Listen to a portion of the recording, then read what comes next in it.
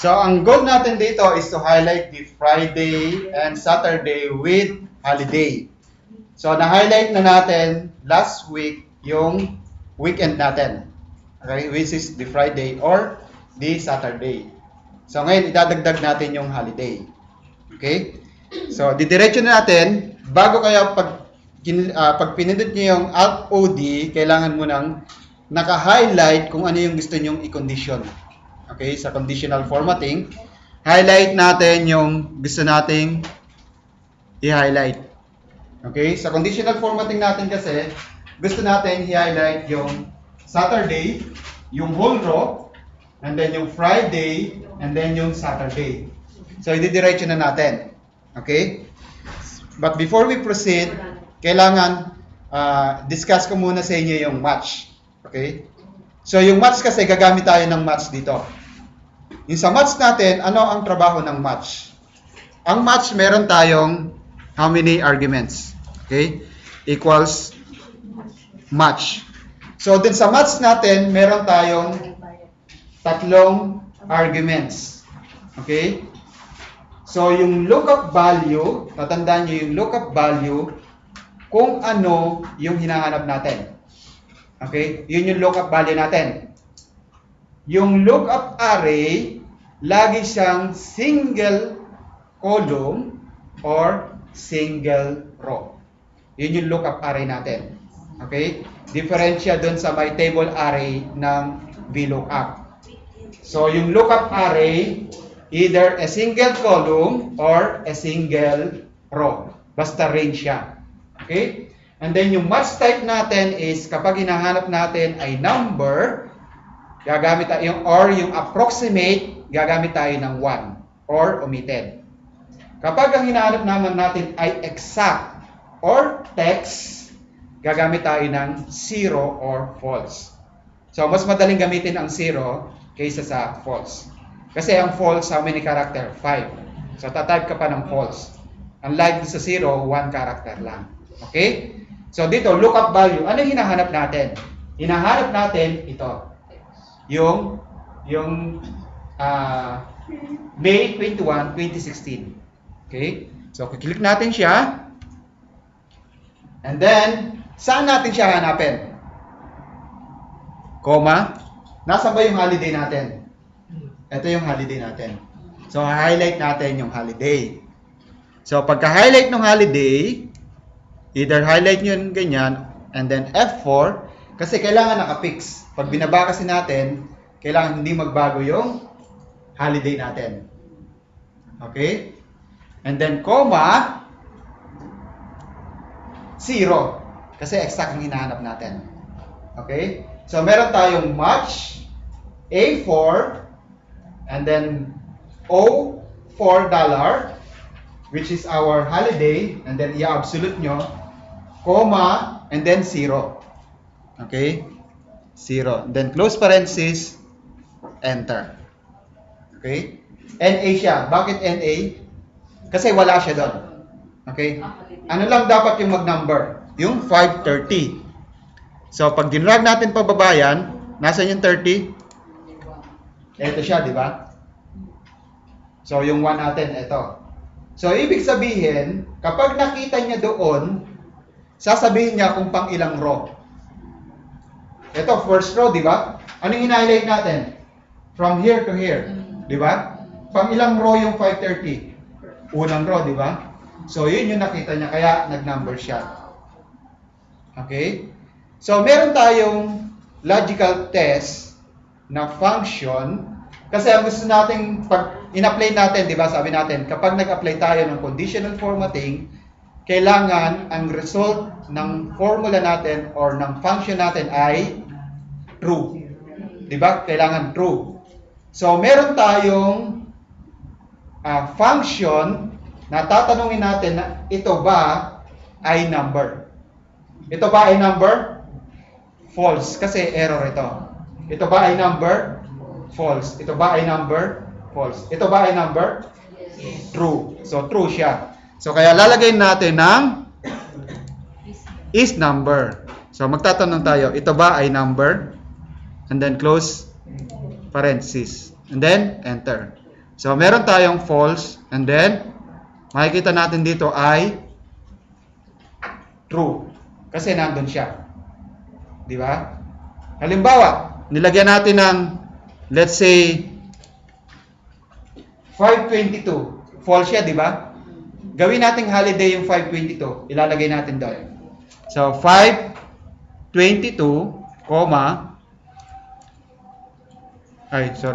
slash 2016. So, kailangan mag-true ito.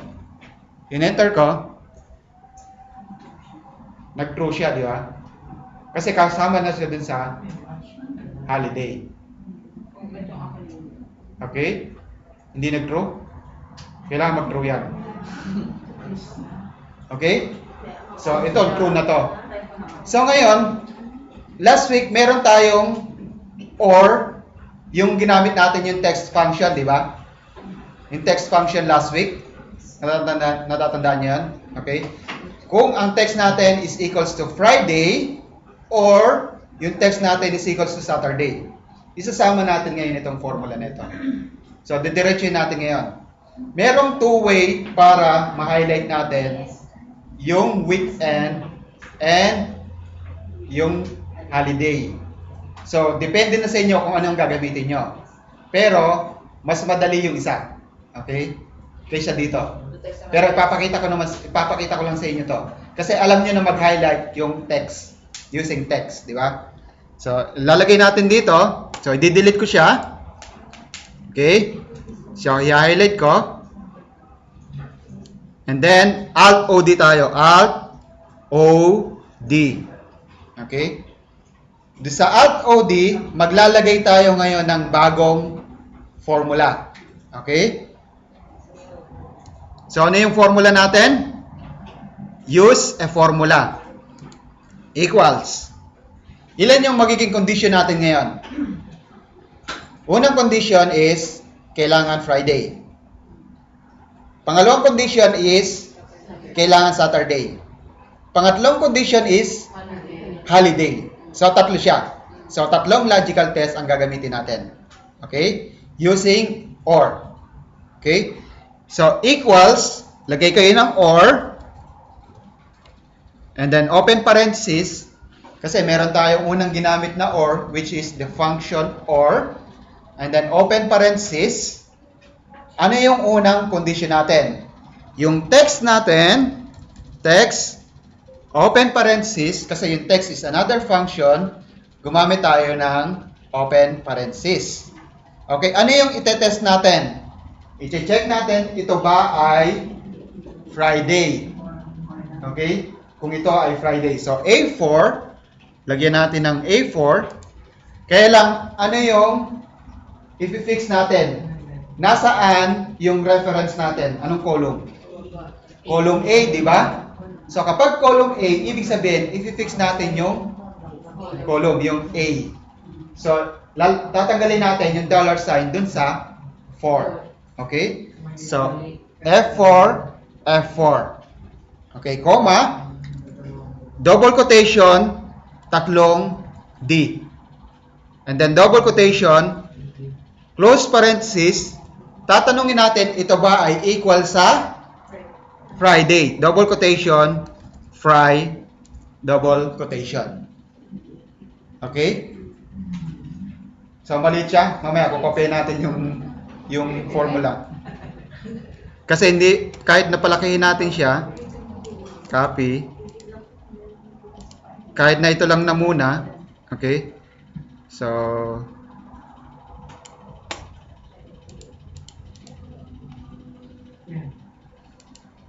okay, Alt-O-D, maliit pa rin siya dito. Paste natin. Ganun pa rin, di ba? Maliit pa rin. Kasi hindi naman lumalaki. Hindi siya lumalaki. Ito lang lumalaki, pero ito hindi. Pero mamaya, kukopya natin yung formula dun sa iba. Okay? So, tapusin muna natin. So, una yung Friday. So, ang gagawin nyo, ikakopy nyo lang yung text, yung una yung condition, from the text, copy, and then comma, magmula sa text hanggang Friday, comma, and then i-paste nyo ulit yung pangalawa. Control V natin, So instead of Friday, baguhin natin, gawin natin Saturday. Okay? So, ano yung nasa una ng Friday? Equals? Equals siya. Equals. So yung Friday, gagawin nating Saturday. Okay? So yun yung pangalawang condition natin. Yung pangatlong condition natin kanina is yung match natin. Di ba? Yung match.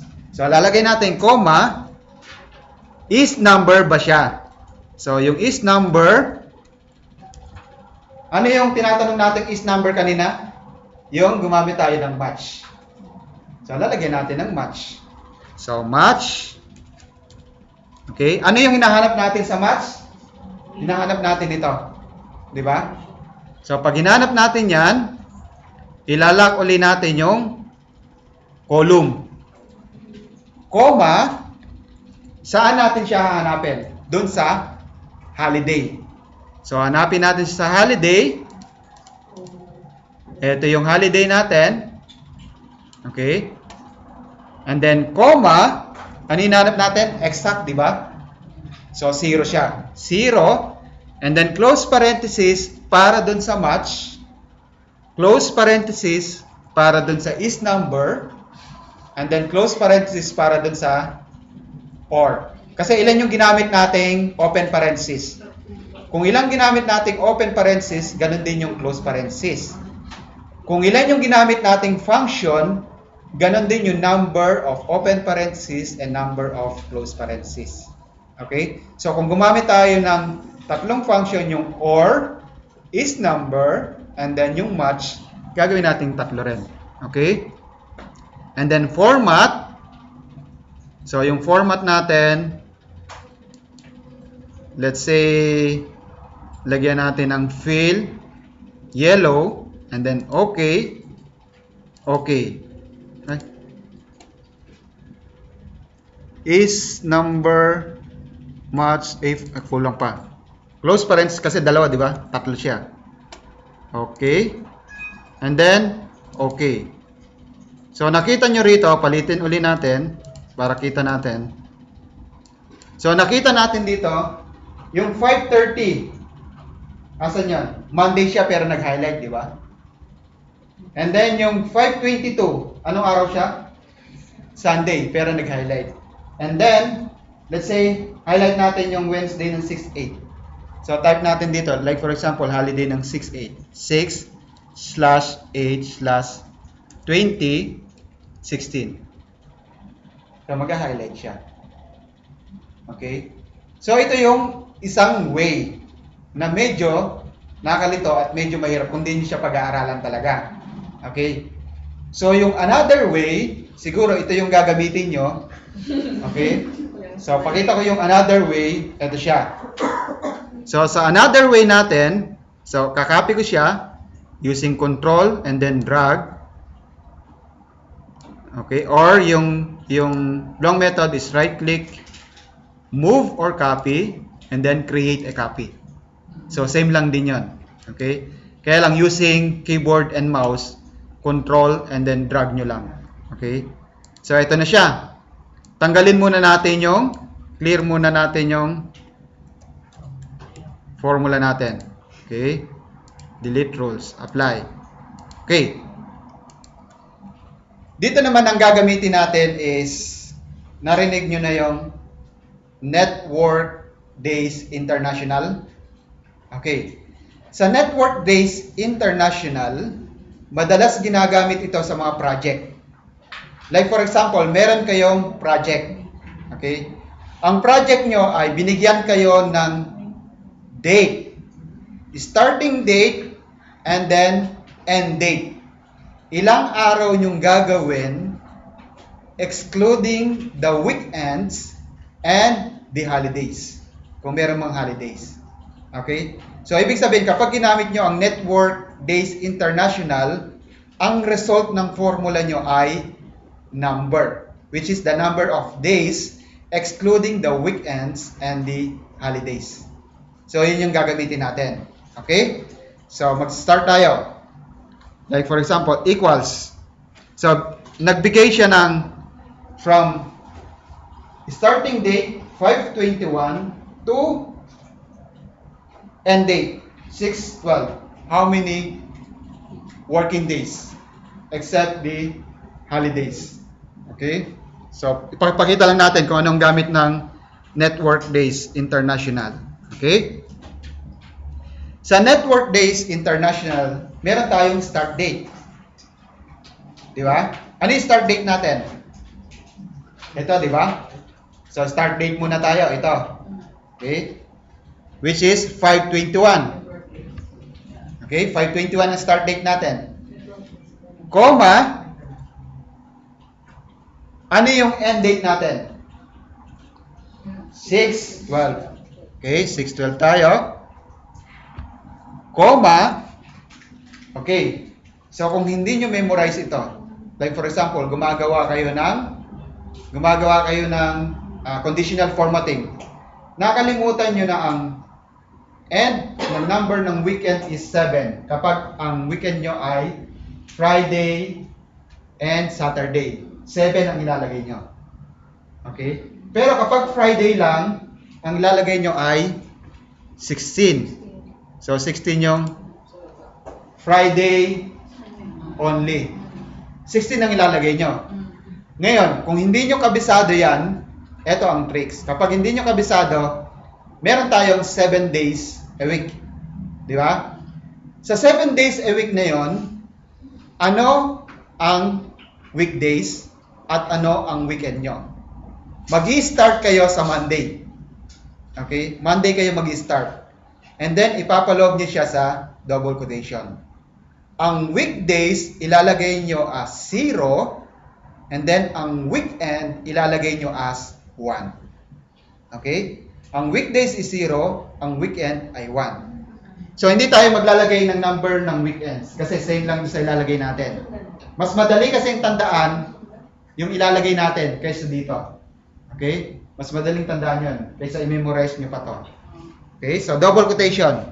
Maglagay tayo ng double quotation. Start tayo ng Monday.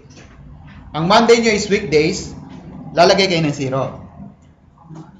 Ang Tuesday nyo ay weekdays, naglalagay kayo ng 0. Wala na, dire-diretso siya.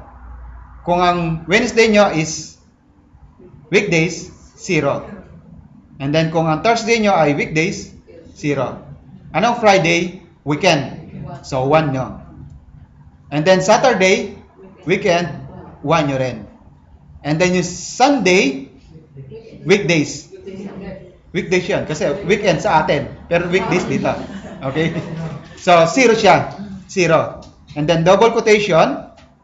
And then comma. Ano yung holidays? Yung holidays natin ay nandito. So, highlight nyo lang siya. Okay? So, yung 05 to 09. So, kapag hinighlight nyo siya, make it sure na absolute. Kasi ibababa natin siya. Okay? So, absolute natin. And then, close parenthesis. Okay? So, ilang arguments meron tayo? Meron tayong start date. Meron tayong end date. And then, meron tayong number of weekends. And then, kung meron kayong holiday, pwede nyo lagyan ng holiday. Kung wala naman, pwedeng omitted yan. Kung wala kayong holiday. Okay? So, dito meron tayong holiday, kaya nakalagay tayo. So, meron tayong 4 arguments. Okay? So, pag in-enter natin yan, ibig sabihin, meron tayong 13 days or weekdays magmula rito hanggang dito. Okay? 13 days. 14? Baka ano yung nakalagay nyo rin sa holidays? 30, 22, wala kayong 6, 8. Kaya 14 yan. Okay, kaya sa akin 30. Kung tatanggalin ko to, 14 din ako. Okay?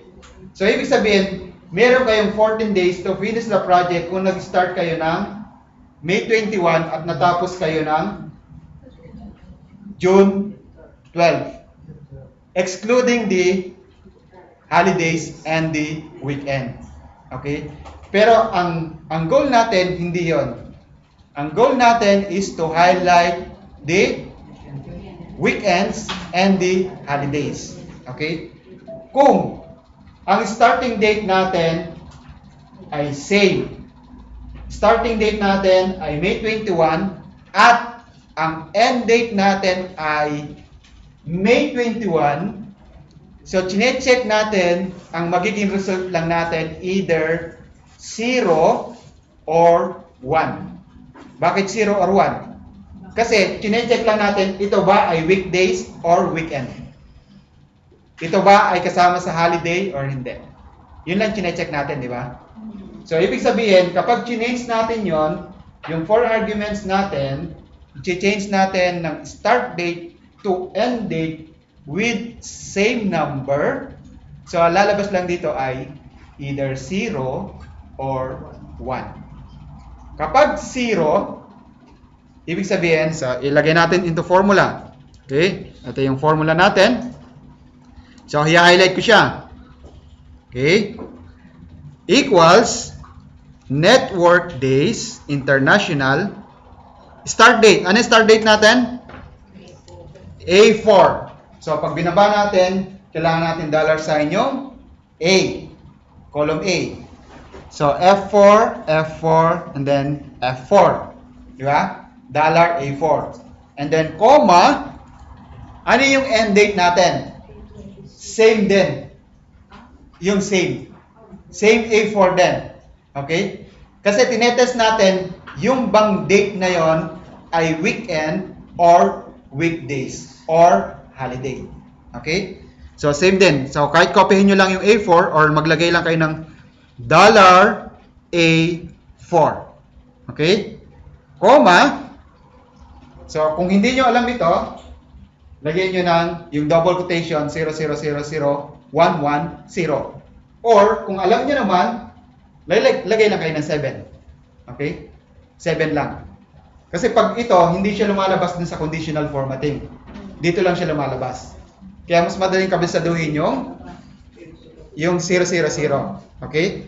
So, double quotation, Monday, Tuesday, Wednesday, Thursday, Friday, Saturday, Sunday. Okay? So, meron tayong 4 zeros and dalawang 1. And then 1 0. So, double quotation, comma, ano yung holiday natin? Holiday natin ay ito. And then, F4, double quotation. So, ibig sabihin, naka-highlight na ako lahat. Kung ano yung formula dito, kapag kinontrol enter ko, magpapopulate lahat yan. Okay? So, control enter natin. Ano yung napansin nyo? 0-1 lang, di ba? Ano yung 0? Weekdays. Weekends. 0. Weekdays. Ano to? Saturday, di ba? Ano tong 522? Holiday. Holiday. So, 0 din siya. Okay? So, ibig sabihin, lahat ng 0, either weekends or holiday. So, paano tayo makakabuo ng true or false? Paano tayo makakabuo ng true or false? Ano yung hinahanap natin? Weekends or holidays. Ano yung weekend natin dito na result? 0, di ba? So, equals to 0 natin. So, yung formula natin is equal to, edit natin, equal to 0. And then, control enter. So, ibig sabihin, lahat ng true, i-highlight niya. Okay? So, magiging formula natin dito ay copy. Ito yung magiging formula natin sa conditional formatting. So, ang gagawin ko, i-highlight ko siya. Alt-O-D, new rules, use a formula, and then ipipaste ko lang siya. And then, format, let's say green, okay, and then okay, and then okay. So, ibig sabihin, lahat ng Friday and Saturday, i-highlight niya. And weekend. And holiday. Kasama yung holiday. So, magiging formula natin is, eto siya. Okay? So, kita niyo yung formula.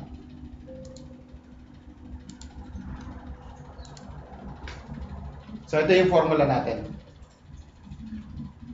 Okay? So, mas madali siya compare dun sa isa kanina. Okay? So, nakuha nyo? Pwede nyo naman copyahin dun sa may video. Stop natin yung video. Copyahin nyo. Pwede naman siya dun. Okay? So, pag nag-review ulit kayo, pwede nyo copyahin sa video. Okay? And then, yung weekend natin sa kabila, ano yung formula natin? Ang formula natin is Alt-O-D. Copyahin natin. Copy. And then, lagay natin dito. Single quote, paste. So, yun naman yung formula natin. Mas mahaba siya compared sa isa kanina. Okay? So, reviewin nyo lang siya. And then, mas mahirap ito compared dun sa isa. Kasi dun sa isa, kung makikita nyo, isa lang yung ginamit nating function. Which is Network International. And then, meron lang tayong 4 arguments. Basta alamin nyo lang, ano yung 4 arguments. Okay? And then, isang function lang. Hindi katulad dun kanina, gumamit tayo ng, ilan ginamit natin? 4 function ba? Meron tayong OR, meron tayong text, meron tayong is number, and meron tayong match. So, 4 siya. 4 compared to 1. Okay? So, ilan yung arguments ng text mo? Meron tayong 2 arguments. Although yung Network International natin is we have only 4 arguments. Okay? Sir, question. Yes? Yung ginawa ko po ay yung or text, tapos Saturday and Friday, tapos and, tapos yung holiday. Pwede rin po. Yung and, holiday? Opo. Ano yung holiday? F. Ito lang. So, dito na tayo sa duplicates. Okay? Sa duplicates natin, ibig sabihin kapag no duplicates or kung na-enter nyo na siya at nandun siya sa kabila, kailangan hindi siya mag-enter. It's already on the list 1 or it's already on the list. Okay? Example, meron kayong 1,000 invoice. Yung first invoice, in-enter nyo sa first row. And then, nasa 1,000 row na kayo. I-enter nyo yung invoice na yun. Siyempre, hindi nyo alam na na-enter nyo na yung invoice na yun. Diba? Kailangan, kapag in-enter nyo, hindi na siya pumasok. Kasi na-enter nyo na sa unahan eh. Kasi ang purpose ng data validation is to avoid a wrong data. To enter. Hindi yung paste kailangan to enter. Kaya kailangan mag-enter kayo. So, yun ang target natin ngayon dito. Kailangan, kapag na-enter na natin yung data, hindi na natin pwedeng i-enter doon sa dulo. Okay? So, meron tayong isang functions na pwede natin gamitin. Okay? So, yung match din, pwede na natin gamitin doon, pero later on natin gagamitin yan. So, ang una natin gagamitin is COUNTIF. Sino ang familiar sa COUNTIF? COUNTIF, isa. COUNTIF and COUNTIFs with S, pareho lang yan. SUMIF and SUMIFs with S, almost the same lang yan. Ang difference nun is the number of the criteria. Pag sinabing ifs with S, ibig sabihin, more than 1. Okay? Pag yung without S, isa lang ang criteria nyo. Pero masanay na kayong gamitin ang with S. Kaysa dun sa... In-enter mo lang sila. Pareho lang. Pareho lang. Sagot. Oo, pareho lang sagot. Kasi count if na hindi ko yun. Count if and count ifs, pareho lang yan. Pero ang sum if and sum ifs, pareho ng result, pero yung arrangement ng arguments niya magkaiba. Kaya ako sinabing sanayin niyo na yung sarili niyo na gamitin niyo yung with S. Kasi dun sa sum ifs, anytime na magdagdag kayo ng criteria, pwede. Unlike nung gagamit kayo ng sum if, babaguhin niyo pa yung formula niyo. Okay? So simulan natin sa count if. Ano ang trabaho ng count if? Equals, okay, ang count equals count ifs with S tayo. Okay? So nakita natin, counts the number of cell specified by a given set of conditions criteria. So, ibig sabihin, meron tayong condition at meron tayong condition criteria at meron tayong range. So, pag tinab natin, okay, criteria range. Ibig sabihin ng criteria range, saang range natin hahanapin yung criteria natin. Or saang range natin bibilangin yung criteria natin. Okay? Yung criteria range is always a set of cell or range. Lagi siyang range. Okay? So, kung ang range natin ay from B85 to B91. B85 to B91. So, highlight natin. Okay? So, in-highlight ko siya. B85 to sorry, 92. Okay? Hanggang 92. Oh, sige, 92 na natin. B85 to B92. And then, absolute nyo. F4.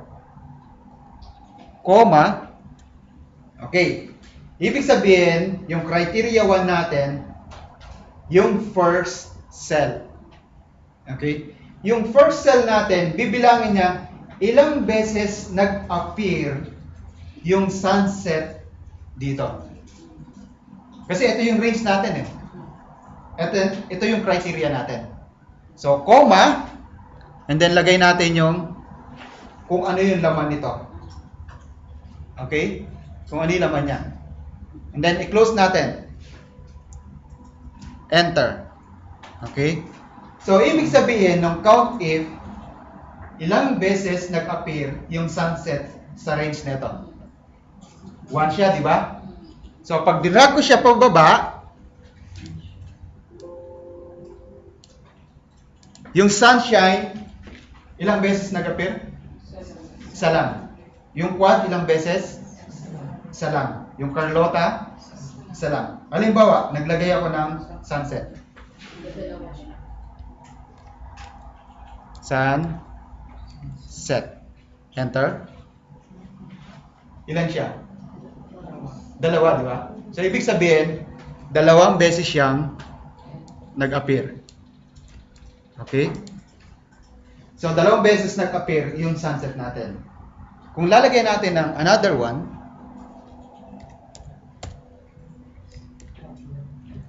tatlong beses. Okay? Kaya ito, kung marami kayong data, halimbawa, ilang beses nag-appear yung gusto nyong kuhanin. So, ito yung pwede nyong gamitin. Okay? Count if. Kung meron kayong criteria. Halimbawa, ilan ba yung sale nyo na less than 2,000?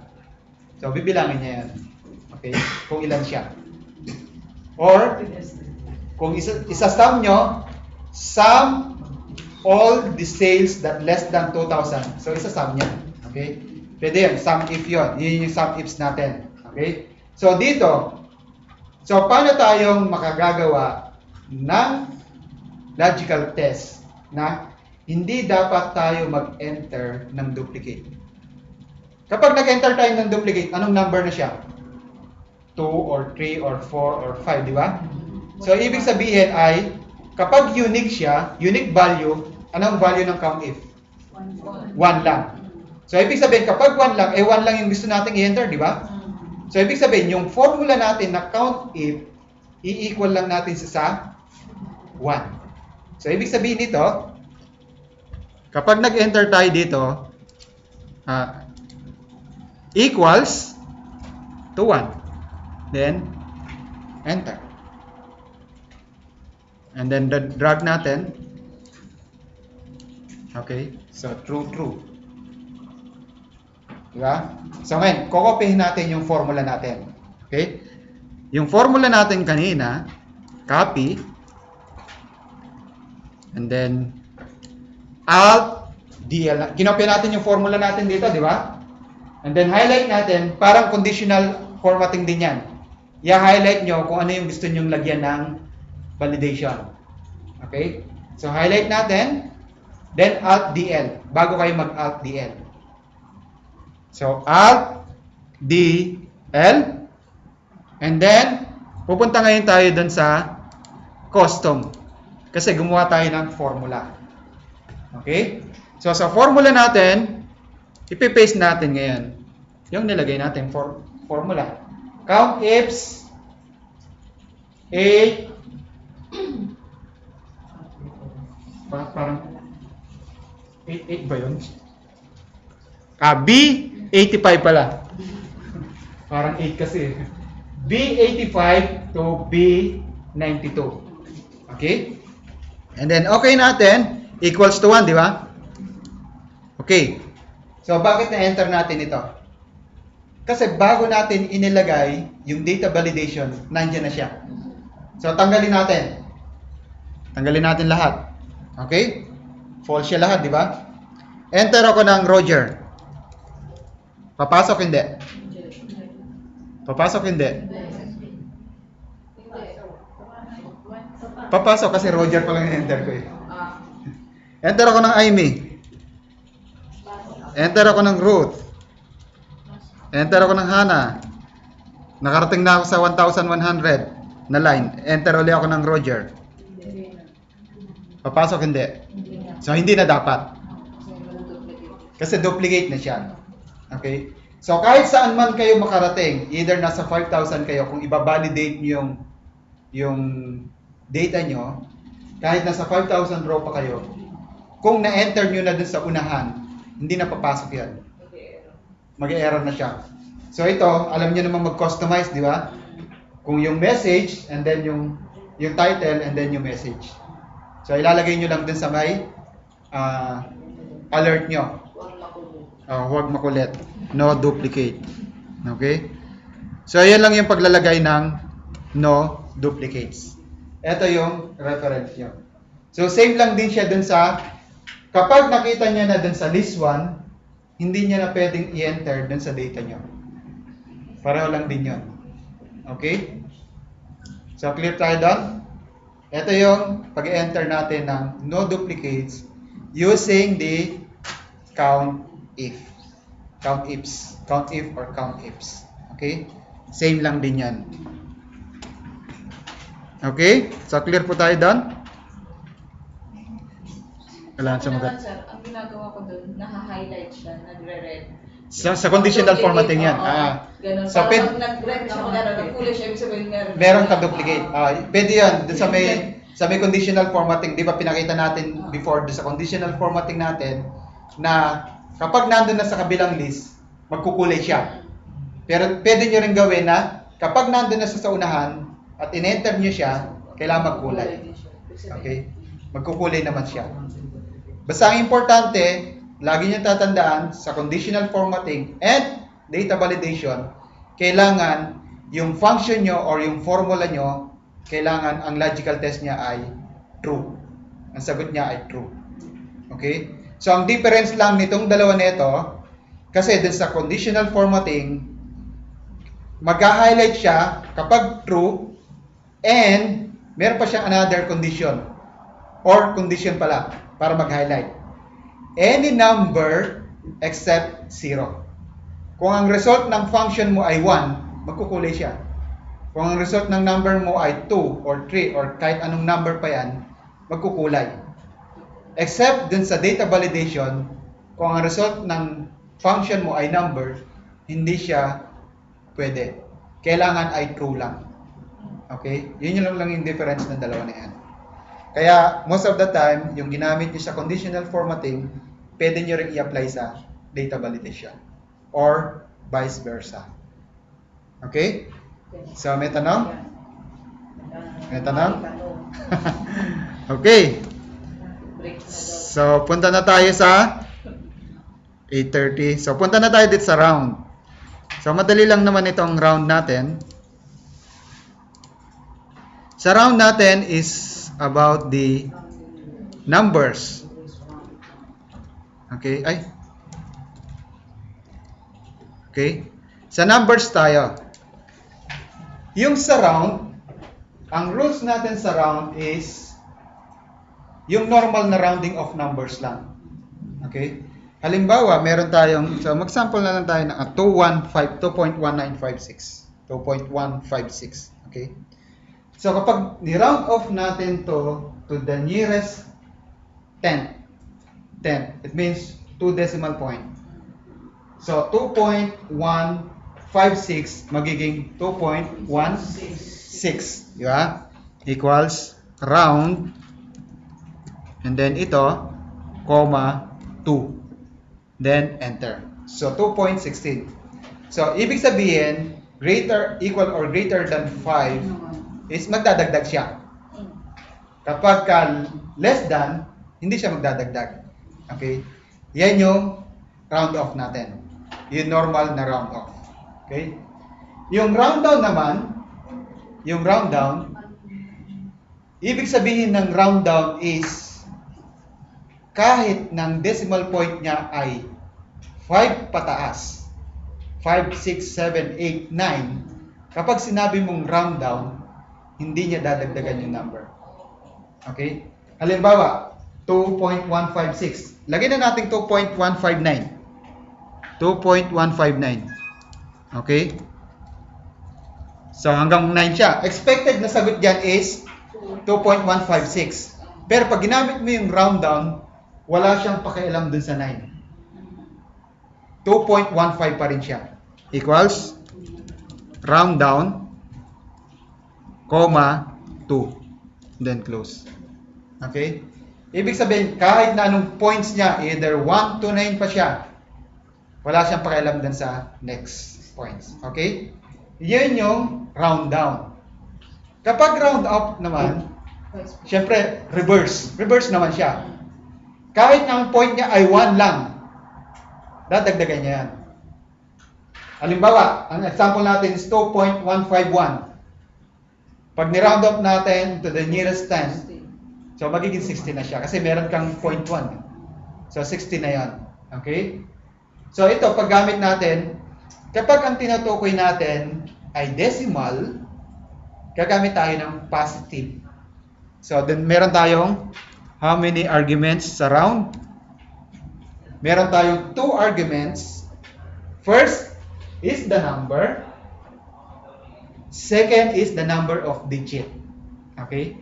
Kapag ang number of digit natin is positive, ibig sabihin, tumutukoy tayo sa decimal point. Okay? Kung ang number natin is negative, like for example, negative. Maglagay tayo ng negative. Okay? Meron tayong 156. Okay? Equals round natin yung number, comma. Okay. 156 i-round off natin to the nearest 10. Not tenths. Kapag tenths, ibig sabihin decimal. Pag nearest 10, ibig sabihin yung 156 magiging 160. Okay? 156 magiging 160. So, ibig sabihin, pag to the nearest 10, kung kanina ay positive 2, ngayon ay negative 2. So, lagay natin is negative 2. And then, close parenthesis, nasa round pa lang tayo. Pag 2 digit, ibig sabihin, 200. So, yung 5, 6, gagawin niyang 200. Kapag 1 naman, kasi yung 0 is whole number, di ba? Whole number is 0. Kapag yung 1 is negative 1, ito yung 10. Okay? Negative 1, ito yung 160. Kasi 5, 6 yung kasunod. Yung 1, 5, then yung 6, magdadagdag siya. Gagawin niyang 160. Okay? So, kung 154 siya, gagawin niyang 150. 150. Okay, bababa lang siya. Pero pag to the nearest 100, 2 zeros. 4. Okay? Kung ilan yung zeros dito, isa yung 0, di ba? 1. Kapag negative 2 yung nilagay mo, ibig sabihin hundreds, 2 zeros. Kapag negative 3, thousands na yan kasi 3 zeros tayo. Okay? So, yun yung in terms of negative. Okay? So, yun yung purpose ng round down, and round up. Okay? Talon tayo dito. ceiling, floor, and M-round. Okay? So, talon muna tayo dito. Sino nasa logistics? Wala? Sa logistics. Okay. Kasi pag nasa logistics tayo, meron tayong, like for example, meron tayong crate. Okay? Sample na lang natin para mas madali. Itlog. Okay? Kung bibili ka ng itlog, like for example, kung magpa-purchase ka, hindi ka pwedeng bumili ng isa, dalawa itlog. Ang bibilin mo ay isang tray. Halimbawa, ilan ang laman ng isang tray? 30. 36? 30? Okay, 36 na lang. Let's say 36. Okay? Meron tayong 36 sa isang tray. So, 36 tayo, ha? Okay. So, kung meron tayong 36, so let's say 36, and then 36, okay?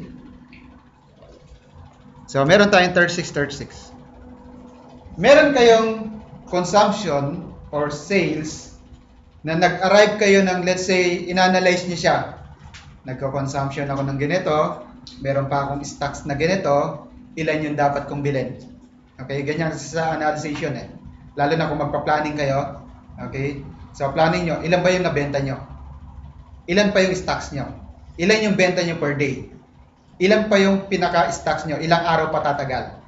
Let's say, kung nagbabuffer kayo ng 1 month, which is 30 days, okay? Ang natitira nyo na lang ay 6 days. So, bibili kayo ng good for 24 days, di ba? So, yung good for 20 days na yon, nagkataon na ang good for 20 days is, let's say, meron kayong 100. Okay. Hindi naman kayo pwedeng bumili ng 100, di ba? Pwede ba kayong bumili ng 100 pieces? Kasi hindi kayo pwedeng bigyan ng 2 tray at kalahati. Di ba? So, hindi kayo pwedeng bumili. Kailangan, pag bumili kayo, divisible by 36. Di ba? Either 1 tray, which is 36, either 2 tray, which is 72, either 3 tray, so multiply nyo na. Okay, so ganyan tayo. Okay? So ngayon, magagamit natin yung M-round, ceiling, and floor. Okay, sa M-round muna tayo. Ang M-round is the same as round. The same lang ng round. Ang difference lang nito, dito sa round, kung ang number of digit natin is 2 or 3 or 4, dito naman sa M round, meron tayong equals M round. Meron tayong 2 arguments din. Okay? Ano yung number natin? Yung number natin is 100. Di ba? Comma, ang multiple natin is yung 36. Okay. So, 36. Enter. So, ilan yung dapat orderin natin? 108 lang. Okay? So, 108 lang ang pwede nating orderin. Bakit? Okay. So, divide natin ngayon yung 100. Okay? So, 72. 72 yung 3 yung dalawang tray. 108 yung 3 tray. Pag minus mo yung dalawa na yan, equals ito. Pag minus mo yung 100, ilan yung matitira? 8 lang siya, di ba? So, ibig sabihin, ilan yung kalahati ng 36? 18. So, 18. So, below 18, hindi siya magdadagdag. Kasi 108 siya, di ba? Ay, magdadagdag siya kasi ang kuha natin is 100. So, pag minus natin ito, okay, mali pala ng minus, equals, ito, minus natin ng 72. Okay. Ang sobra natin is 28. Okay? So, yung 72 natin, ibig sabihin, yung kalahati ng 18, which is the 50% of 36. Kapag tumaas doon, magdadagdag na siya. Ito, mas mataas sa 16, di ba? Ay, sa 18. Mas mataas sa 18. Kasi 36 yung isa natin. Sampulan natin ng maliit lang. Kasi masyado tayong malaki. Sa matin na lang. Para mahirap, parang... So, meron tayong by 3. 3. By 4 para... Even number dapat. Okay, 4. Okay? So, meron tayong 11. Pag 3 sir eh. Okay?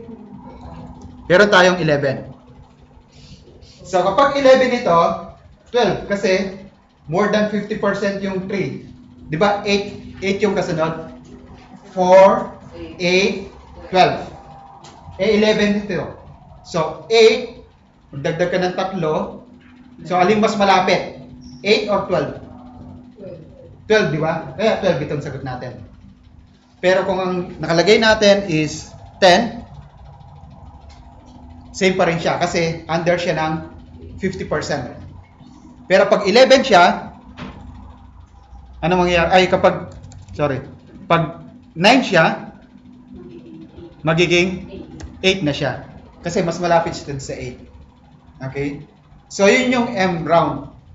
Inira-round off niya kung ang sobra niya ay more than 50% nung multiple. Pero hindi niya parang sa condem, sa round. Kapag 5 pataas, dadagdagan niya. Dadagdagan niya ng isa. Ito naman is, pag 50% dun sa multiple, dadagdagan niya.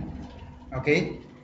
So, may idea na kayo dun sa round down at saka round up. Okay? Kapag ginamit natin yung floor, ibig sabihin ng floor, kahit ito ay 11, kapag floor ang ginamit natin, equals floor, ano expected natin sagot kanina? 12, di ba? Ngayon, ang magiging sagot na lang natin dito ay 8 lang. Bakit? Kasi kahit 3 yan, kahit anong more than 50% yung sobra niya, kapag ginamit natin yung floor, hindi niya dadagdagan. Lagi siyang minimum. Okay? Ay, sorry. Yung ceiling. Hindi. Nalagay ko lang sa ceiling. Pero floor yan. Okay. Nagkamali lang ako ng formula. Okay? So, itong floor yon. Ibig sabihin, hindi niya dadagdagan kahit na ang multiple niya is more than 50%. Katulad ng round down. So, reverse naman yung ceiling. Yung ceiling, kahit ito ay 9 ito, di ba? So, dapat kapag ginamit mo yung ceiling, ang sagot dyan ay magiging 12 na. Okay? Kaya pala ceiling tapos floor. Ceiling mataas, then Kaya ako floor. yung logic na Okay. So, yun yung gamit nito. Ceiling and floor. Okay? So, kung nag-analyze kayo lalo na sa planning or sa supply chain or sa inventory, mas magandang gamitin ito. O kaya sa paleta, ilan ba yung gusto mong ilaman? Kasi may mga divisible. Okay? So, yun yung pwede nyo gamitin. Okay? So, yung even, madali lang naman yung even. Ang even natin, pag sinabing round off to even, 2, 4, 6, 8, 10 lang yan. Okay? Yung add, ano yung mga add natin? 1, 3, 5. So, yun lang yan. Yung integer, ito yung whole number. Whole number lang kinukuha niya. Okay? Always whole number. Like for example, meron kayong 5.6 equals integer. Integer. Okay? And then number. So, 5 lang siya. Lagi siyang whole number. Okay? Yung trunk naman, halimbawa, 3.56. Itatrunk mo yung 2 digit. Wala siyang pakialam din sa kasunod. Tanggalin lagi sir. Tatanggalin niya lang. Okay, kaya sinabing trunk. Truncated. Parang ganun. Tatanggalin niya lang. Yun lang yung ibig sabihin ng trunk. Okay? So, yung mode naman, ibig sabihin nito, ito yung remainder. Okay. Pag sinabi natin,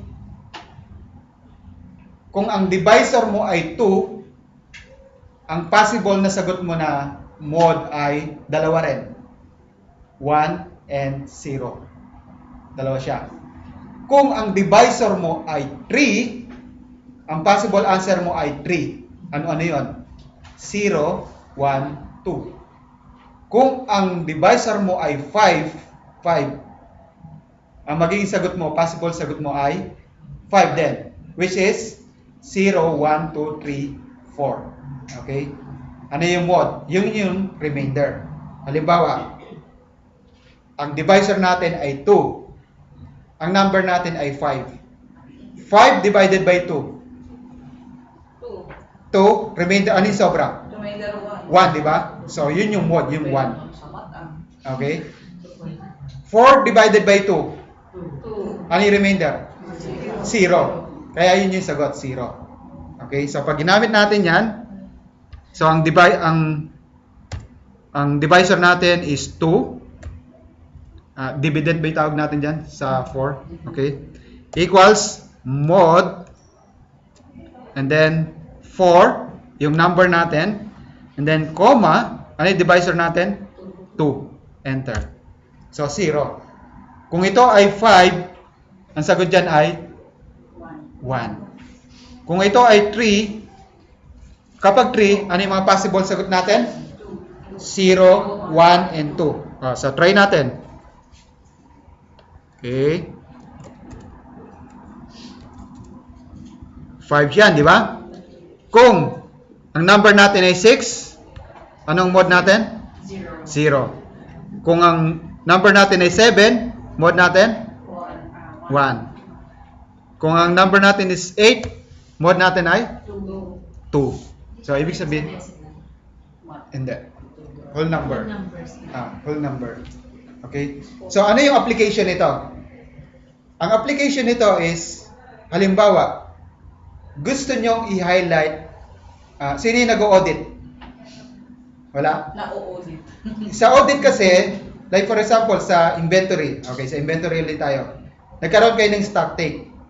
Nagbilangan kayo ng mga pyesa nyo or kung ano man yung tinitinda nyo. Okay? So, meron kayong auditor na binigay nyo sa kanya yung papel. Ito yung binilang namin. Okay?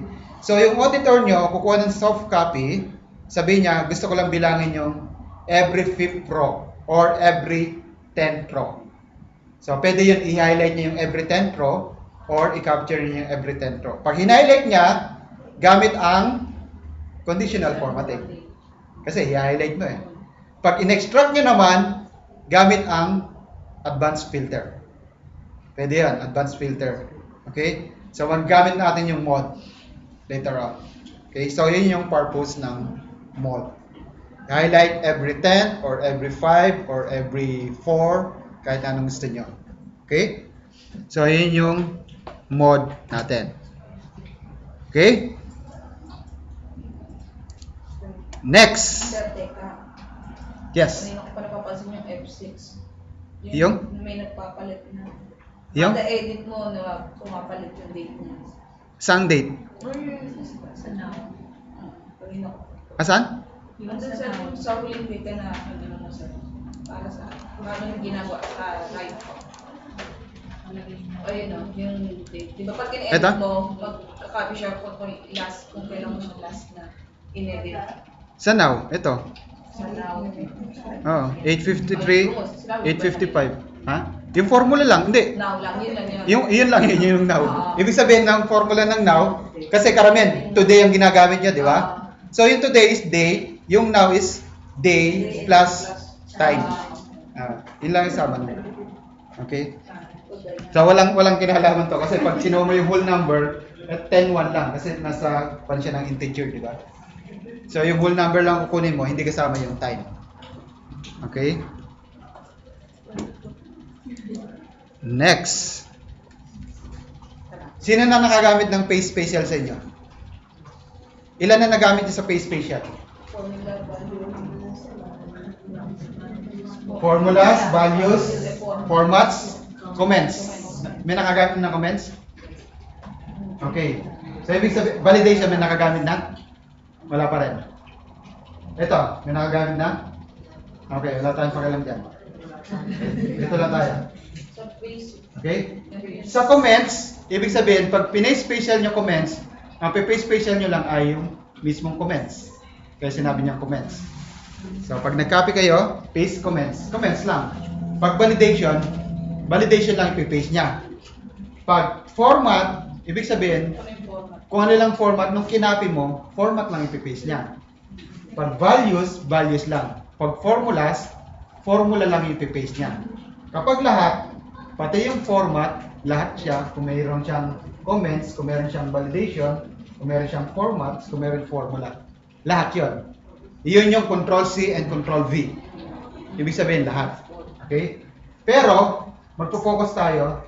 Nagamit niyo na to? Tinuro niyo siya. Convert ng Text to column. Okay. So, yung text to number. So, ito yung gamit nun. Isang gamit ng text to number. Okay? So, next, ang gamit pa nun is, halimbawa, copy natin ito. Lahat. Copy natin. Control-C. Control-C natin. Di ba? So, minsan pag nag-copy tayo and nag-paste tayo, minsan natatakot tayo na ma-overwrite yung ito. Di ba? Kasi ang paste lang natin ay 2 and 12 and 21. Doon sa blanco. So, akala natin pag nag-paste natin ito dito, mawawala na itong 20, 17, 19, and 13. Mawawala talaga? Okay. So, tingnan natin. Okay. So, punta kayo ngayon sa 20. Alt-ES nyo. Nakakopy ha. Kailangan Control-C muna. Alt-ES. And then skip blank nyo. Ano mangyari? Skip lang. Alt-ES, then skip blanks. Ano nangyari? Nawala ba? Hindi. Oh. Nandun pa rin dyan? Ha? Talaga nawawala. Okay? So, ibig sabihin, ano yung pinaka-logic nun? Kung blanco rito, hindi niya ipipaste yun. So, ang ipipaste niya lang yung may value. Kaya skip blanks. Ini-skip niya yung blanks. Paano kapag yung lalagyan niya, may value na rin o override niya? Hindi, pag may value na. Walang block. Alin may value? Ito? Yung sa kabilang pinag. Yun nandito? I-overwrite niya. Yun. Kasi may value So, na kung siya. alin yung kinopia mo, yun Ah. yung malalagay sa kabila. Ah. I-skip niya lang yung blanco ng kabila. So ngayon, kung meron kayong, like for example, meron kayong data na tanggalin natin ito.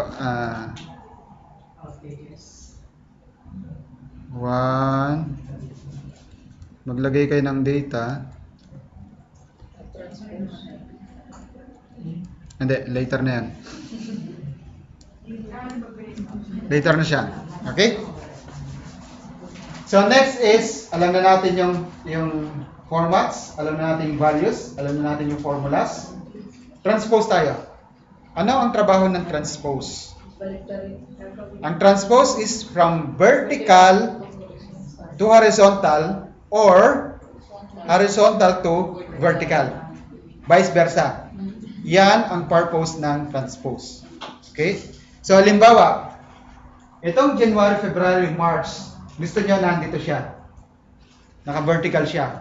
And then itong product 1, product 2, product 3, naka-horizontal siya. So ang gawin nyo, copy nyo lang. Copy. And then, Alt-ES, E nyo. Transpose. Alt-ES, E. Kasi kung ano yung naka-underline, yun yung shortcut. Alt-ES, E. E kasi yun sa transpose, di ba? Yung naka-underline. So, Alt-ES, E. So, pag E, mag-check na siya. And then, enter. Alt-ES, E, then enter. Ano nangyari?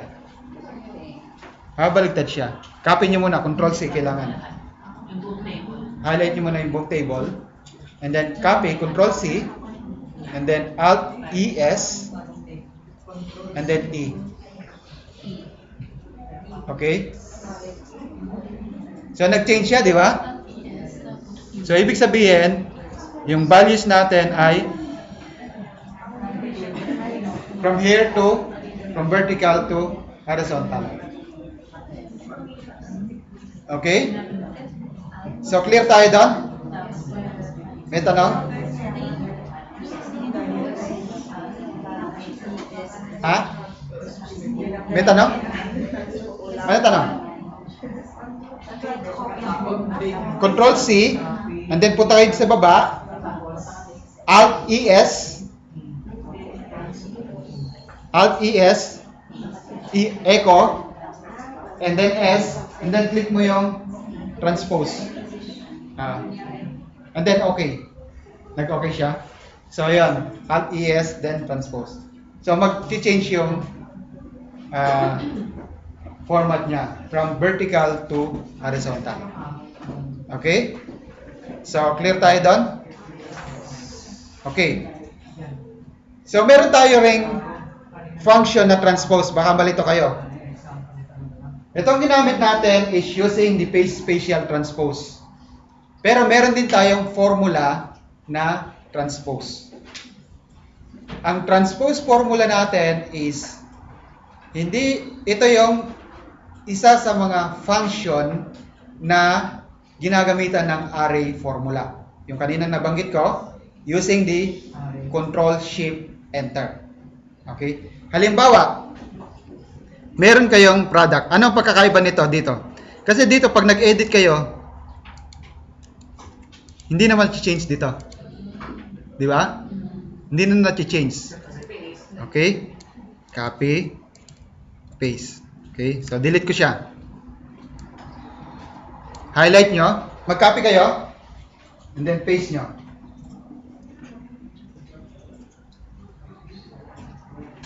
So, check natin. Try natin kung pwede siya sa maramihan. Okay? Normally kasi, ang ginagawa ko lang is single row or single column. Equals nyo. Equals. And then transpose. Type nyo yung transpose.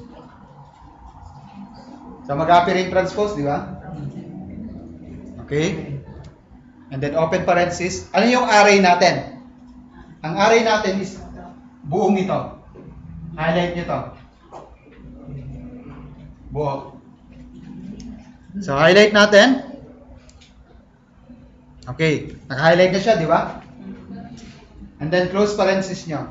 Huwag nyo enter, ha? Baka i-enter nyo. Okay. So, normally, kapag meron tayong formula, ang ginagamit natin ay enter. Di ba? So, kapag gumamit tayo ng array formula, hindi lang enter ang gagawin natin. Press and hold the Control Shift and then enter. Control Shift, enter. Control Shift, enter. Control Shift, enter.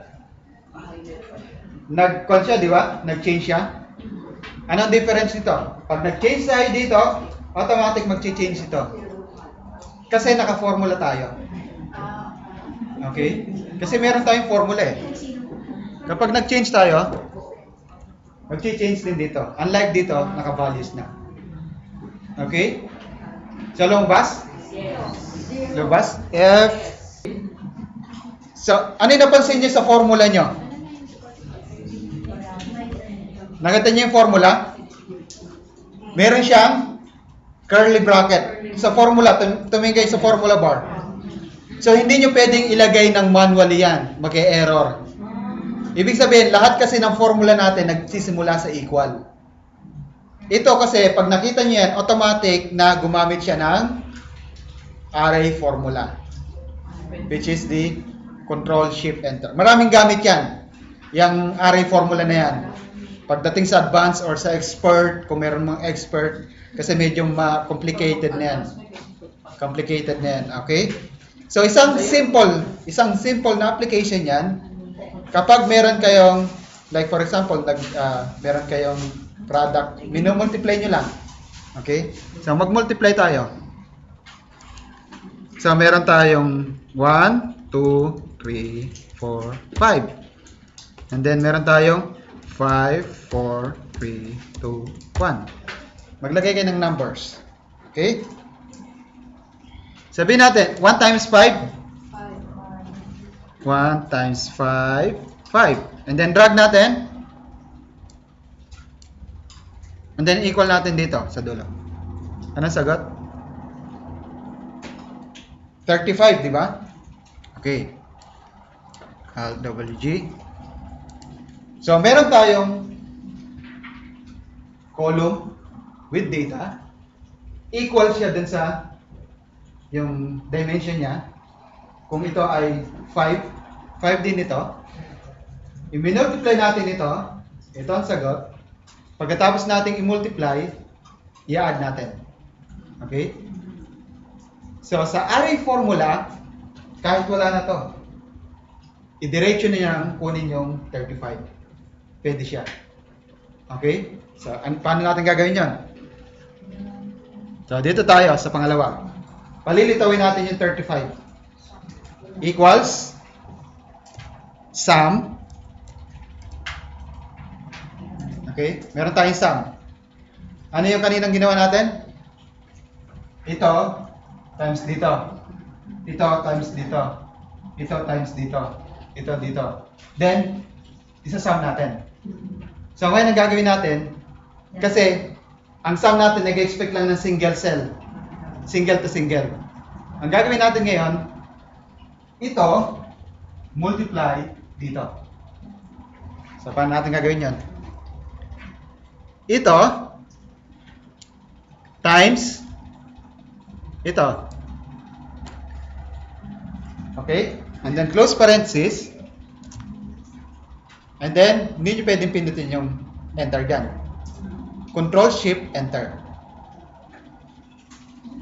Control, Shift, Enter. Ano lang bas? 35, di ba? Magbago kayo ng number. Parehas lang siya, di ba? Pag dinelete nyo to, wala siyang pakialam doon. Kasi dinagdag nyo lang yun eh. So, 41 pa rin siya. Okay? So, marami pang gamit yan. Hindi lang yan. So, yun yung array formula. Introduction to array formula. Okay? So, clear tayo doon?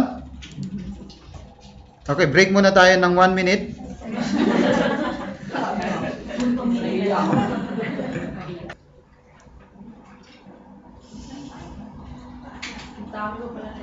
Okay. Matapusin mo na nila. So, kung saan matatapos natin. So, free Spain. Ang free yung operation? Ay, o nga, no? Okay, naabangan ba yung operation? Good question. Okay. Operation. Sa operation natin, so let's say nandito tayo sa,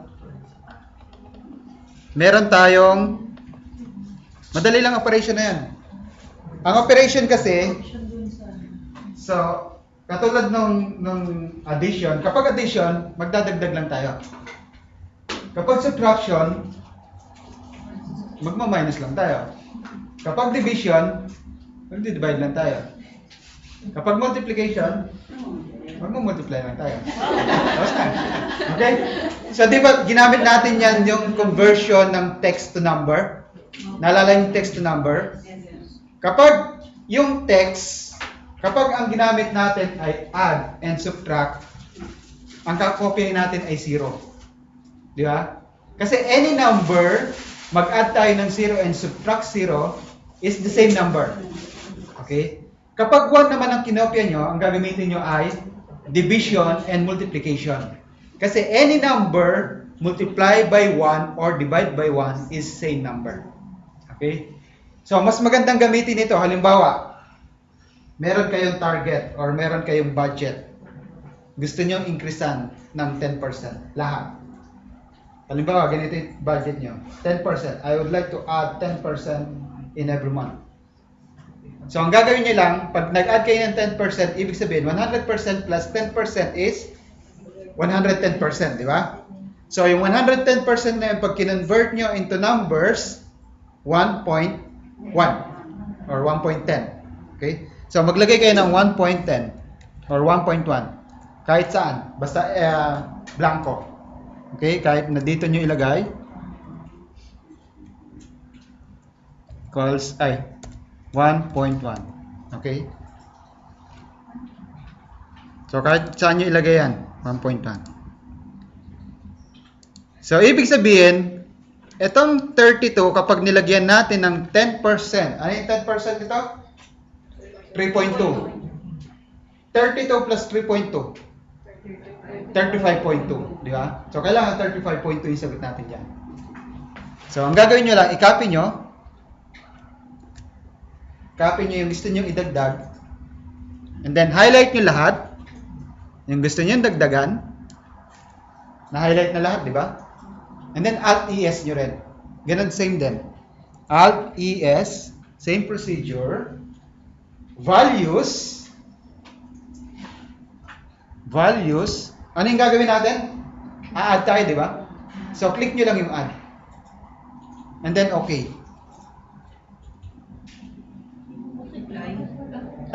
Multiply pala, sorry.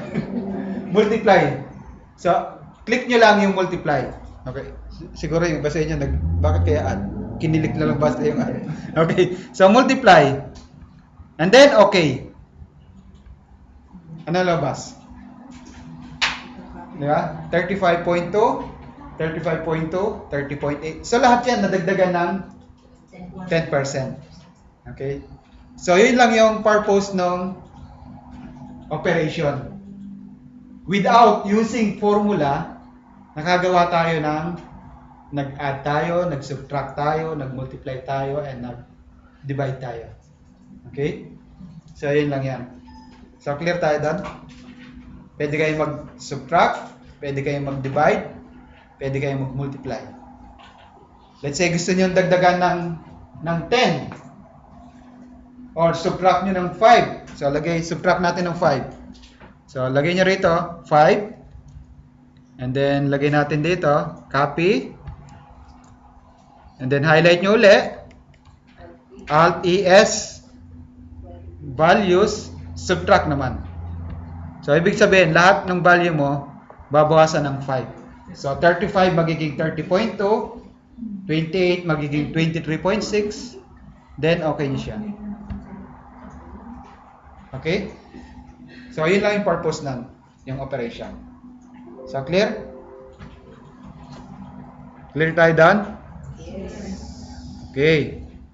So, next. Freeze pane. So, freeze pane, actually basic lang to. Kaya lang pinakita rito, paano ka mag-freeze pane? Yung shortcut nating Alt-WFF, freeze pane, or punta kayo ng data, and then, punta kayo ng view, and then freeze panes. Okay? Paano kayo mag-freeze pane? Bakit ginagamit ang freeze pane? Ginagamit natin ng freeze pane para yung header niya ay mag-retain. Kapag dinrag natin pababa, kasi pag binaba natin yan, hindi na natin alam kung ano yung header. Di ba? Kaya ginagamit natin yung freeze pane. So, ang freeze pane, ang gamit ng freeze pane, anong gusto nyong i-freeze? So, lagi nyong tatandaan kung nasaan yung active cell nyo. Halimbawa, ang active cell nyo ay nandito. Ang fini-freeze nyo, kapag nag-freeze pane kayo, yung nasa itaas at saka yung nasa kaliwa. Kapag nag-freeze pane kayo. So, kung ang hinighlight nyo lang ay yung buong row, ibig sabihin, ang fini-freeze nyo lang ay yung nasa itaas. Pero kung gusto nyo i-freeze yung nasa kaliwa at yung nasa itaas, kailangan ang active cell nyo ay nasa corner. Okay? Halimbawa ito. So, gusto kong i-fix itong from A to C and then row 13, row 1. Yun yung i-fix niya. Using Alt-WFF. So, yun yung freeze pane. Nakita nyo? May linya. So, yun yung freeze pane niya. So, pag tumaas ako, bumaba pala, So, mag-retain yung header ko. Pag pumunta ako ng kanan, magre-retain din yung nasa kaliwa. Okay? So, yun lang yung freeze pane.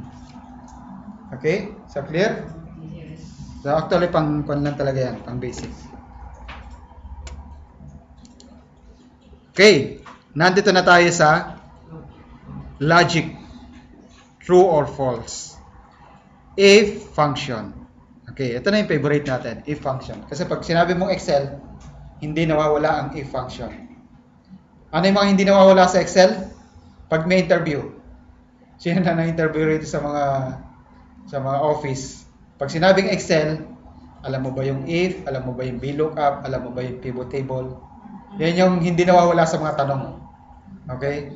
Na-hands-on ka na. Pag sinabi mong, hindi, alam ko yan. Sige, gawin mo to. Yari na. Okay? Nakalimutan ko. Teka lang ha. Clear lang. Okay. Lumabas na. Hindi na bumalik. Galing yung US.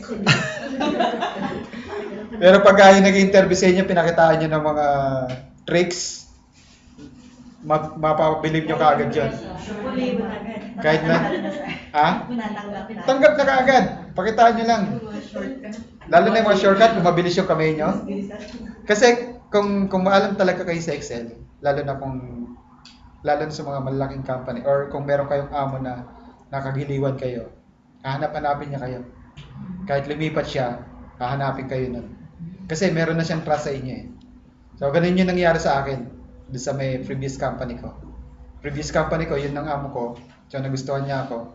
Sabi niya, kukunin kita pagka nakakita akong magandang trabaho. Babae. Lalaki. Lalaki siya, lalaki. Pero hindi yun ang amo ko ngayon. Kaibigan niya yung nagkaroon ng hiring. Sa kaibigan niya. Doon ako napasok. Okay? So, kaya malayo mararating nyo kung gusto nyo mag-change ng career or mag-change kung gusto nyo umangat. Lalo na kung nasa field kayo ng sales or kahit anumang field.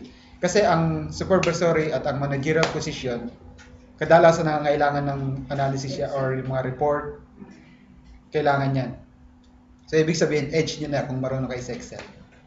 Okay? Lalo na kung marunong pa kayo sa communication. Kasi ako, hindi talaga ako magaling sa communication. Okay? Alam niyo naman yan sinabing pag nag-engineering course or technical course, so mga mahihina sa English yan. Pero, magagaling sa numbers yan. Okay? So, yan yung mga katangian ng mga engineering. Okay? So, sa if tayo ngayon, ang tatandaan nyo lang sa if, meron lang tayong three arguments. Okay? Sa if natin, so palaki natin siya. Alt WG. Last na to. False. If logical test. Patay ulo ko eh. Ang logical test natin is answerable by true or false. Yan yung logical test natin. So, pwedeng yes or no. So, gumagawa tayo ng logical test, di ba? Sa conditional formatting, logical test ang tawag natin doon. Sa data validation, logical test ang gawin natin doon.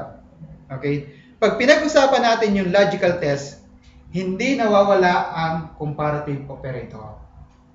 Ano-ano yung mga comparative operator natin? Meron tayong equal, not equal, greater than or equal, less than or equal. So, yan ang hindi nawawala kapag meron tayong logical test. So, yun yung first argument natin. Second argument, if the value is true, anong gusto mong gawin? Anong gusto mong mangyari? Anong gusto mong isulat? Okay? So, pwede nating isulat ang formula, pwede nating isulat ang function, pwede nating isulat ang numbers, at pwede nating isulat ang text. Kung anong gusto nating isulat. Okay? So, and if the value is false, kung false, anong gusto mong mangyari? Ganun din. Okay? So, start tayo sa question. Ito ba ay equal dito?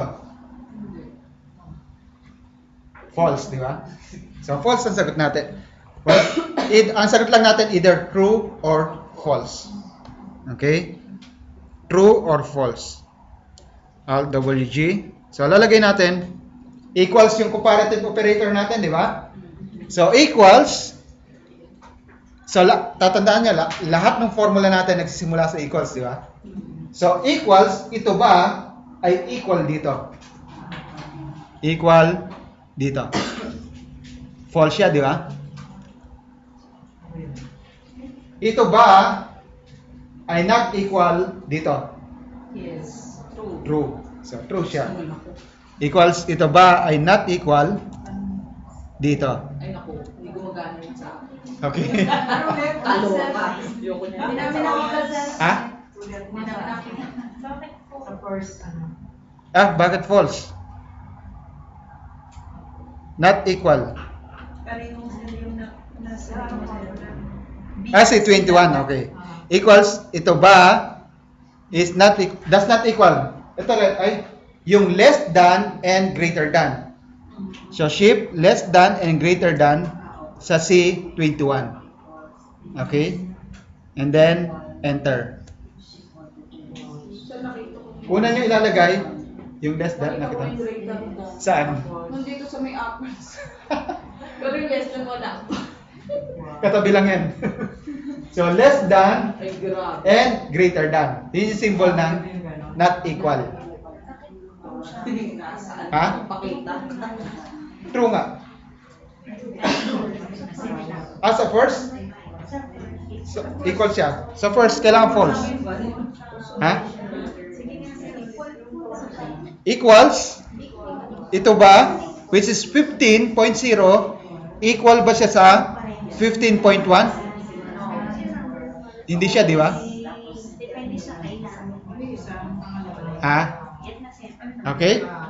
So, dito naman sa pangalawa, does not equal naman. Ito naman sa pangatlo, ito ba ay greater than dito? Greater than ba siya? False, di ba? False. So, lagay natin, equals, ito ba ay greater than dito? Enter. So, false siya. Okay? So, lahat ito, ang sagot niya ay either true or false. So, depende din sa gamit nyo. So, lagay nyo na lang lahat. Okay? So, siguro sasabihin nyo, hindi, mas madali yung ilagay yung false na lang. Hindi, ito alam ko false to eh. Ito lagi, true. Hindi nyo nalalagay ng formula. Okay? Dito, madali siya. Kasi, konti lang. Paano kung marami kayong data? Diyan pumapasok ang Excel. Kaya kailangan intindihin muna natin yung logical test. Kaya ito muna yung sample natin. As we go along with our if functions, makikita natin yung mga logical, yung mga logic natin. Okay? So, clear tayo dito. Basta tandaan nyo lang anong gamit ng equals, less than, or greater than, ay not equal, greater than or equal, less than or equal. Okay? So, yun yung mga comparative operators natin. Okay? Next. Okay, magtatanong tayo ngayon dito. Alam niyo na yung and at saka yung or, di ba?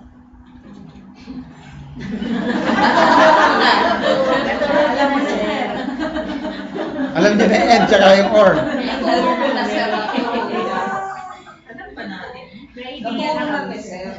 Alam niyo na yung and at saka or, di ba? Okay. That's not false. Yung end natin, di ba yung sa bangko? Okay. So, gagamitin natin ngayon dito, equals and. Okay, first logical test natin. Sasabihin natin, tanong natin, ito ba ay equal dito? Equal ba yung dalawa? Hindi, di ba? So, false siya. Ito ba ay equal dito? Logical 2, comma, yung 3 ba equal dito? True, di ba? Equal dito. And then close parenthesis. So, meron tayong false, meron tayong true. Ano yung ginamit natin? Ano yung magiging sagot? False. Kasi meron tayong false. Okay? So, pag or naman ang ginamit natin, kailangan ang result natin ay true. Kasi isa doon ay true. So, ganun lang yan. Equals or ito ba ay equal dito or ito ba ay equal dito. And then close. Enter. So, true siya. Okay? So, clear tayo doon? True. Okay? So, itong next function natin, so, nagamit na natin yung is number. Okay? Alt, WG. Okay. So, dito, lalagay natin rad. Ibig sabihin ay text. 23. Ibig sabihin ay number. 12. Ibig sabihin ay number. Text. True is illogical. True or false. Logical to. Is blank. Blank ba siya? Is error. Ibig sabihin error ba siya? Is error function. Ibig sabihin NA ba siya? Anong pagkakaiba ng is error sa is error? Okay. Yung is error, ibig sabihin lahat ng error tinatanggap niya. Lahat ng error. Yung is error naman, yung NA hindi siya consider as error. Lahat tatanggapin niya except. So nakita niyo yung pinaka-definition niya. Except NA. Value refers to any error. Yung is error natin except NA. So nakalagay siya except NA. So kung ang gagamitin nating test, hanapin niya lahat ng error, is error ang gamitin natin. Pero kung particular error nyo lang is NA, pwede na kayong gumamit ng direct na is NA. Okay? Pwede nyo gamitin to. And then, is non-text ba siya? False. Okay? So, try natin ngayon. So, pag ginamit nyo yan, equals, is text ba siya? And then, ano yung text nyo? Or yung value nyo? Enter. Text ba to? Yes. True. So, true pa. Equals, is number ba to? 23. Number ba yan? True. True.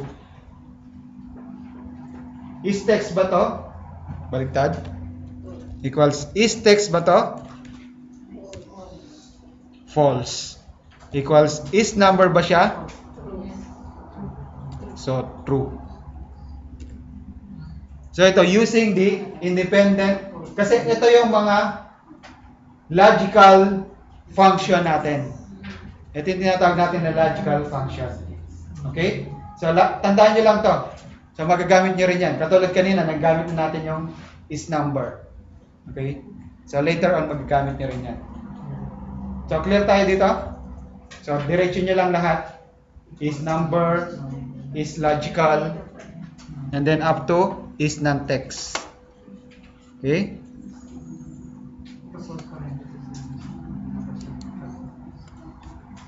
Okay. So, clear? So, dito tayo sa sample nito. Okay?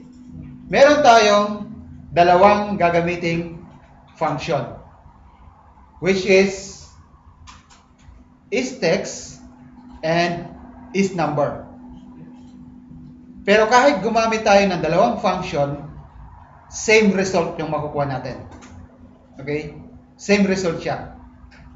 Kapag ang ginamit natin ay text, is text. Okay? Sasabihin natin, ito ba ay text? Anong gagawin natin? Comma. Anong sulat natin? Gusto nating isulat? Yes, text. Otherwise, kung false siya, kung number siya, anong gusto nating lagay? No, number. Number siya. Okay. So, gagawa tayo ngayon ng if function. Equals, if, ano yung logical test natin? Itetest natin ito kung text ba to. So, ano yung kanina natin logical function na nagtetest ng text? Is text. So, lagyan natin is text. Itong value. Then, close parenthesis. Ito yung logical test natin. Then, comma.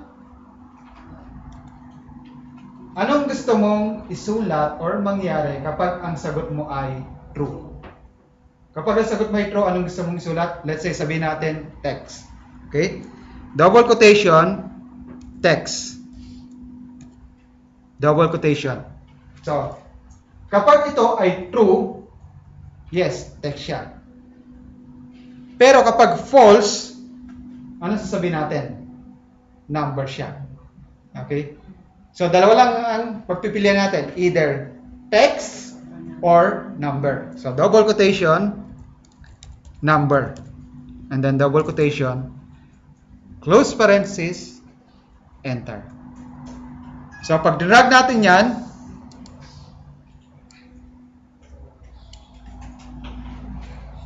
text, number, text, text, number, text, and text. Okay? So, gumamit tayo ng if plus is text. Para naman dito sa kabila. So, reverse naman natin. Equals if kung kanina ang ginamit natin ay is text, gagamitin naman natin ngayon ay is number. Okay? So, if is number, asan yung value natin? Ito. Okay? Kapag number siya, anong gusto mong isulat? Number. Di ba? Number siya. Number.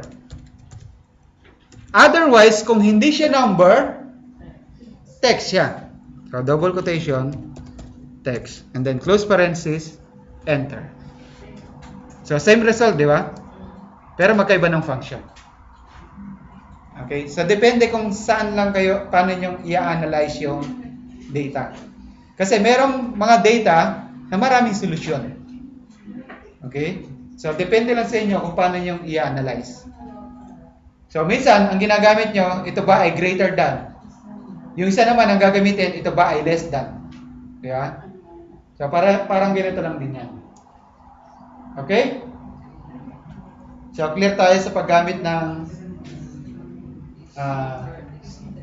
is text or if function. Okay? So, last tayo dito. Matatapos tayo dito sa dalawa na ito. Okay.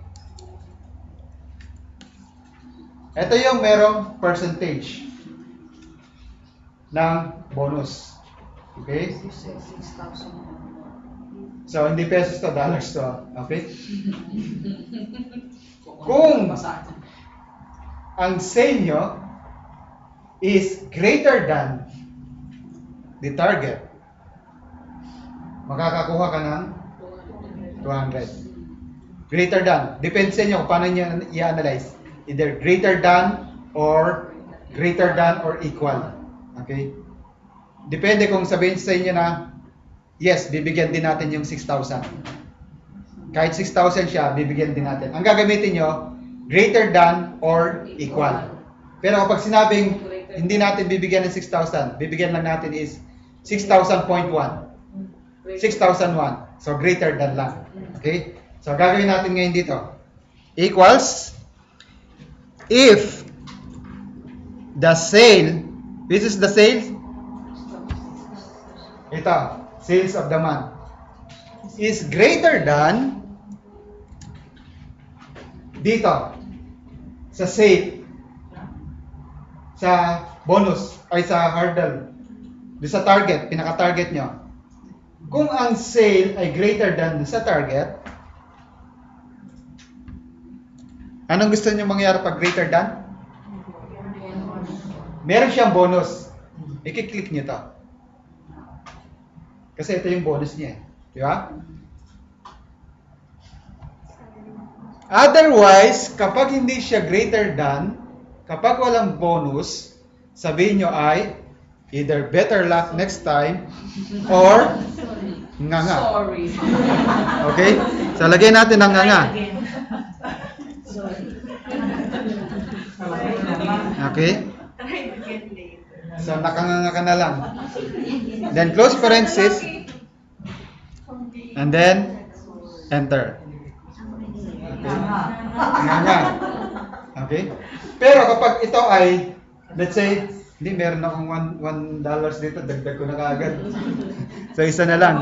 So, gawin natin ng 6001. 200 kaagad. Okay? So, $1 lang yung dinagdag. Okay? So, meron ng 200. So, pag binago mo to, automatic magbabago yung sale mo. Okay? So, automatic magbabago siya. Halimbawa, in terms of percentage naman siya. In terms of percentage. So, gagawin natin, wala na to. Tanggalin natin ito. So, dito tayo maglalagay. Equals, if the sales is greater than the target, makakakuha ka ng 10% of your sale. So, ang gagawin natin, asan yung sale? This multiply by 10% or 0.10. Basta ginamit mo yung 10%, lagay mo ng percent. Kung ayaw mong gamitin yung percent, lagay mo ng 0.1. So, para lang yan. Okay? Otherwise, blanco or kahit na anong lagay mo. Okay? So, lagyan na lang natin ng blanco. And then, close parenthesis. Ibig sabihin, wala siyang makikita. Okay? Enter. So, meron kang 600. Ha? No sale? Sino yung no sale nakalagay? Okay, F